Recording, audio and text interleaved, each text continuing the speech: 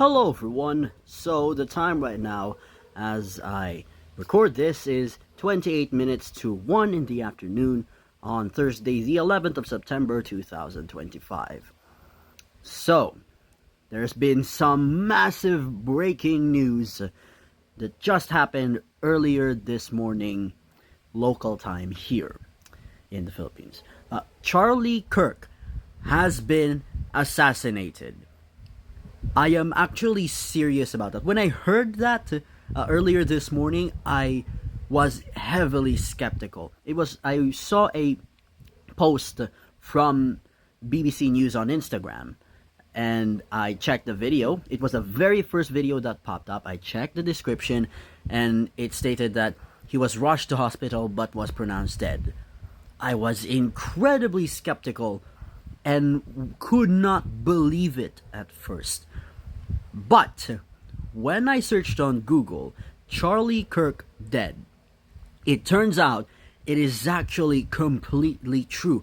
It has now been confirmed. Charlie Kirk, the 31-year-old conservative activist from the United States, has been assassinated. So let's just give you a very short backstory on who this Charlie Kirk man is. Charlie Kirk is a very young, well, not really very young, but is a young conservative activist. He founded the organization Turning Point USA, an organization that just spews very far-right conservative rhetoric and just spews out very wrong and very misleading information, as is the standard, the norm in the conservative sector in the United States. He is a very big factor as to why Trump got reelected last year. So, yeah, this man is a very big deal. And now he is dead. He has been assassinated. So, I will just give you a bit of my opinion about how I feel about this, because it's very short, probably, but I do think you should hear me out about this. I think he should have seen this coming. I am yes, this attack was horrible. This should not happen to anybody. But he has said multiple times to protect the Second Amendment, which is basically this very vague right to bear arms in the U.S. Constitution. This is a right, this is an amendment that the conservative circle in the U.S. has been very, insistent on interpreting as everyone should have the right to own guns. Which, if you read the plain text, no, that's not really how the Second Amendment should be interpreted.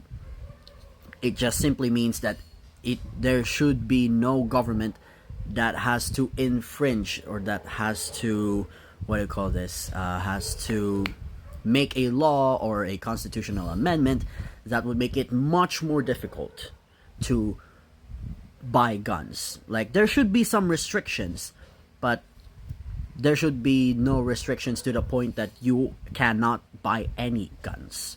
But that's not the point.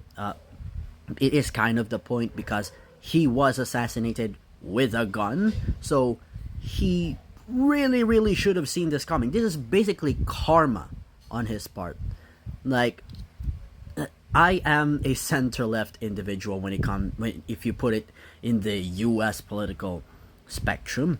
I lean more to the left than to the right. So, yes, I really do think he should have seen this coming, because he has been really insistent on not passing gun control laws.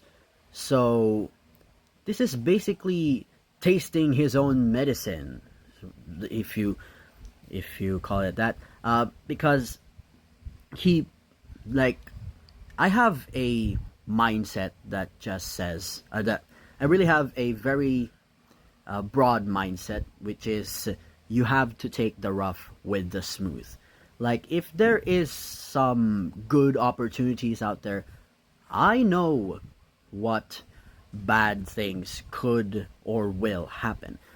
So, since he just spewed so much hard right information about guns, this is his this is the result of that what do you call this rhetoric of you should have the right to own guns, because, well, you're dead now.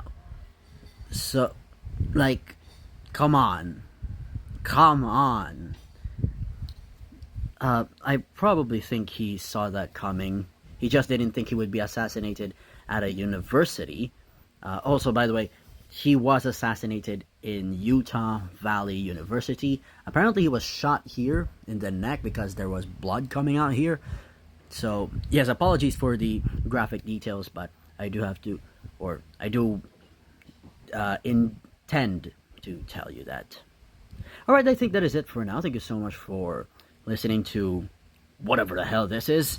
I'll see you in the next one. Bye-bye.